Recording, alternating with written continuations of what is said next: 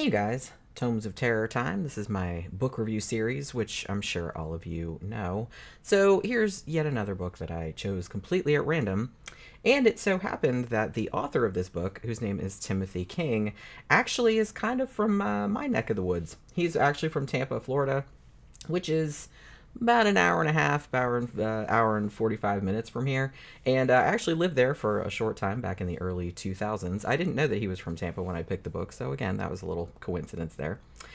So, as far as I can determine, this book, Seven Rabbits, which came out in 2024 this year, is his debut novel, I believe. The book was actually in my Kindle Unlimited recommendations, as most of these are, maybe because under the name TC King, I guess he does audiobook narration, that's like his main gig, and he had actually narrated the audiobook version of a book called Mine by L.M. Kaplan, which, if you guys remember, I reviewed not too long ago. So, I was like, wow, small world, isn't it? Like, when I found that out later. So yeah, anyway, this book, Seven Rabbits, of just a really, really good time. It's very fast paced, ultra violent, kind of a bloodbath. There's really not any good guys, or at least no completely good guys, and there's just excruciatingly terrible shit happening to most of the people in the story. So if that sounds like your bag, then you will probably like this quite a bit. Now, I admit I did have a couple of minor issues, mostly with the way the tale was structured, which I'll get into later. The kind of large cast of characters, and they're not real distinct from one another, at least as much as I would have liked. And there really weren't any, there wasn't any surprise behind who the seven rabbits of the title were, like what their identities were. But overall, this was a really, really entertaining, super gory revenge story that, like, again, if you're into kind of over-the-top torture, porn kind of stuff, or like extreme vengeance kind of stories, then you'll probably like this a lot. So the story is set in sort of this backward, rednecky town near Tampa, which is called Tall Oak. Now, as far as I know, I'm a Florida native. I'm pretty sure that's a fictional town. There is like a neighborhood or something like that in Naples that's called Tall Oak, but there's no town called that as far as I know. But I have lived in Florida almost all my life, so I know exactly the kind of place that he's talking about, so I could relate, you know what I mean? So this town is kind of dying a slow death. And really the only big deal, like, among the residents of the town is the high school football team. So it's kind of one of those sort of places. So the members of this team are kind of your stereotypical asshole jock types. And their assholery is actually, very helpfully for them anyway, bolstered by the fact that pretty much all of the kids' dads are either rich and or work in law enforcement or politics in some capacity. So of course, whenever these miscreants like get up to no good, and they do, it's quite terrible actually, the shit that they do, nobody really does fuck all about it. At the beginning of the story, we're introduced to a kid named Chase Rogers. Now he's 15 years old and he's a sophomore, and he's just moved to Tall Oak from Tampa. So he's considered one of the best tight ends in the state. Like, I don't give a shit about football. I know that's a football position, but it's just like, it sounds dirty, so it's just made me chuckle. I'm like, yes, I'm 5 years old. Thank you for asking. But yeah, so he's considered one of the best tight ends in the state. So when he moved to this town, like, his reputation preceded him, I guess. So he got kind of like an easy in onto the football team, like in this dinky new town that he moved to. So the other guys on the team are all older. They're all like juniors and seniors. And Chase is nervous because he thinks he's not going to fit in. But his new teammates seem like pretty welcoming initially.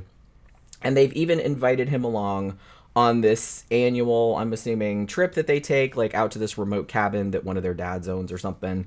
And they have this kind of weekend where they've just been drinking and being generally obnoxious douches, all in the name of, team building. So at the beginning, when they're gathering to go to the place, we get kind of introduced to the rest of the guys on the team. So you got a guy named Trevor McKee, who's better known as Ford because he's big as a truck. His dad is actually the coach of the football team. Then there's Justin Jackson, who I think is the captain of the team, and he's also the son of the mayor, because remember what I was saying earlier. A guy named Cole Connors, who's actually better known as Irish for obvious reasons, because he's a redhead. So there's that. Then you got Nick and LaMichael Sanders, who are twins, and they're the sons of the police chief. Again, referring back to what I said earlier. And a seemingly Mexican kid named Hector, who I don't think his last name is ever mentioned, and he actually arrives with the Sanders kids, but doesn't seem to be related to them, so I don't know what's going on there. Like, I was rereading the book, and I'm like, wait a minute, like, what's his last name, but where did he come from? He just, like, appeared out of nowhere. But yeah, so there's Hector as well. So, to a man, these are all, again, your stereotypical jock butt plugs. And I pretty much wanted to punch each and every one of them, like, within the first few pages. Other than Chase, who is actually, like, a pretty sympathetic character, but essentially the only sympathetic main character, at least. Some of the side characters are obviously sympathetic. For this reason, there isn't really a lot to, like, differentiate one dude from another. So I admit, like, while I was reading the book, I kind of kept losing track of, like, which jock was which. So this whole, coterie of fuck knuckles, they start the drive up to this cabin in chapter 1. Like I said, they all gather at the place and get in their cars and whatever. But then, at the beginning of chapter 2, we kind of switch gears a little bit, and we're following a girl named Tiffany and her dad, and they're sitting in the Tall Oak police station. So it becomes clear, pretty much immediately, that Tiffany has been sexually assaulted, and she's accusing one of the jocks, specifically Ford, of being the perpetrator.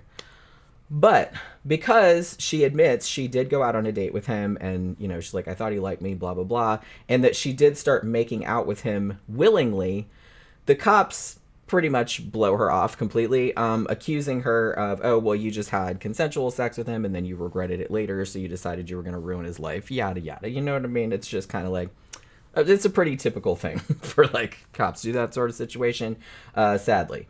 So in the context of the story, too, it's even more infuriating because the kids on the football team are just seen around town by pretty much everybody as just these golden boys who can do absolutely no wrong, even though they objectively suck as human beings. So then in the next chapter, we go and meet back up with the jocks who have arrived at the cabin for their weekend of debauchery. And it seems that as soon as they get there, they are just trying to race each other to see who can die of alcohol poisoning the fastest. Holy shit. Now, Chase, who is younger and is obviously not used to drinking like gallons of vodka in one sitting, is kind of having a hard time, as you would. And he kind of ends up barfing in the sink, and the other guys kind of razz him for it, but then they make him drink like even more. So this is like sort of an initiation into the team, obviously. All the other guys went through it too. So, it's just like a trial by fire kind of situation. So then, once everybody is good and loaded, Justin brings out a laptop on which he shows the team's year in review. It will probably shock precisely no one to learn that this review has absolutely nothing to do with their past football games and everything to do with how many chicks they banged over the preceding months. So that's nice. Now, unsettlingly, at least from Chase's and the reader's point of view, some of the photos that Justin shows in the PowerPoint, he made a PowerPoint presentation. For some reason, that was very funny to me, in a fucked up kind of way. So some of the pictures are girls who are obviously unconscious or are being forced to do things against their will. So again, that's nice. Like, not all of them, like, some of them look like... Well, the thing about it is that even the ones that look like they were consensual, like the girls were posing, like, hey, look at my titties or whatever, you find out later that those pictures were just sent to one person and then were kind of, like, made public without her consent and things like that. So it's like, even the ones that look consensual are not exactly what they appear to be.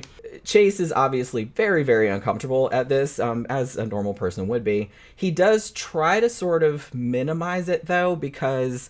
he's just joined this team. He really wants to belong with these shitheads and, be cool and be part of the team and all of that kind of nonsense, Now, significantly less cool, though, is the video that Justin has at the end, which he hypes up. He's like, oh, I got a big surprise for everybody. It's at the end of the PowerPoint presentation of all the girls we assaulted. I'm like, yeah, that's great. So this video at the end shows Chase losing his virginity to his girlfriend, Megan. Now, this particular sexual encounter was all sweet and consensual and stuff, but Chase and Megan happened to have done the deed at a party at Justin's house, and unbeknownst to them, Justin recorded the whole thing. Like, he had it all set up in the room or whatever. So Chase is understandably livid that this intimate moment between him and his girlfriend, who he actually genuinely loves and cares about, has kind of been like cheapened in this way, and like everybody's seeing it and it's really embarrassing. But the guys, of course, tell him, it's like, yeah, he's too sensitive, like, please chill out about it. It's just a rite of passage. We all went through the same thing. It's just, you're part of the gang now, blah, blah, blah. So Chase is still pissed off about it, obviously, but that does kind of mollify him somewhat because he does still want to be part of the team for whatever reason. Now, later on that night, they all fall into a drunken stupor, as one does. And at one point, one of the guys, I think it's Nick, gets up to use the facilities. Now, as he's doing so, he happens to glance out the bathroom window, and he sees a man, like, wearing kind of a jumpsuit type of situation and a plastic rabbit mask.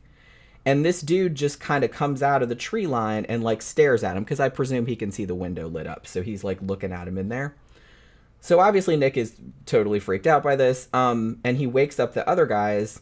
And the other guys initially don't believe him, because he's like, hey, I saw a dude in a bunny mask, like, come out of the woods. And everybody's like, this cabin's, like, in the middle of nowhere. What the fuck are you talking about? So obviously they wouldn't believe him at first.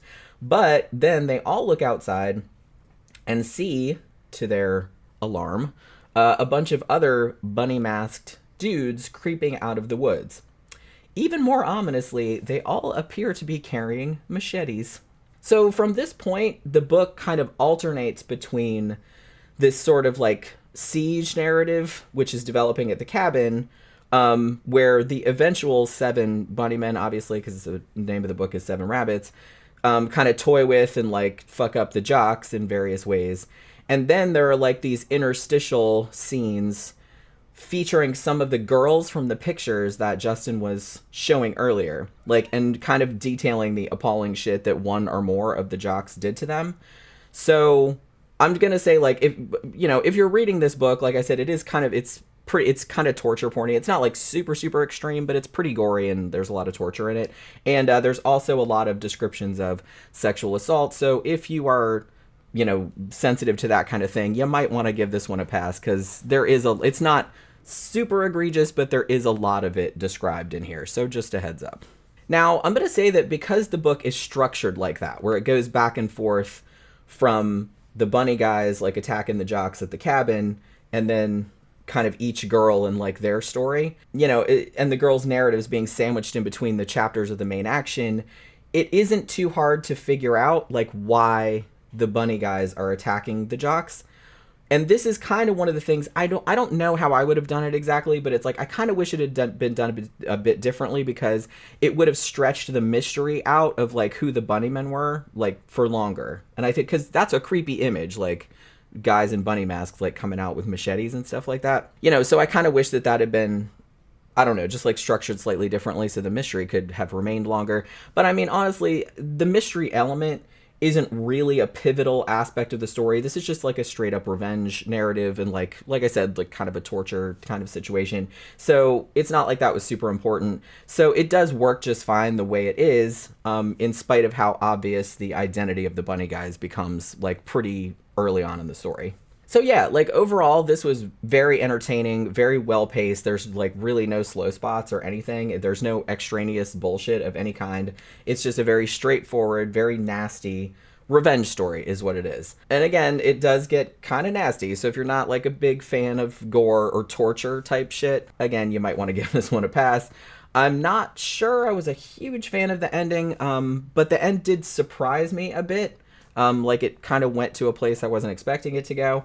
So that's always good. I just wasn't sure if it was left where it was left to maybe, like, avoid making any kind of grand statement about how justified the bunny guys were, like, in their act of vengeance against the jocks or anything like that. So it was just kind of, I don't want to say the ending was left ambiguous, but it was just kind of left, I don't know, hanging a little bit, maybe. I don't know if I want to go that far in saying that, but kind of in that realm, But yeah, I mean, if you're into, like, real lean, mean, graphic, bloody revenge stories, then I can't see why you wouldn't have like a really good time with this one. It's very well written, it's very streamlined, and it just, gets in there and gets the job done. You know what I mean?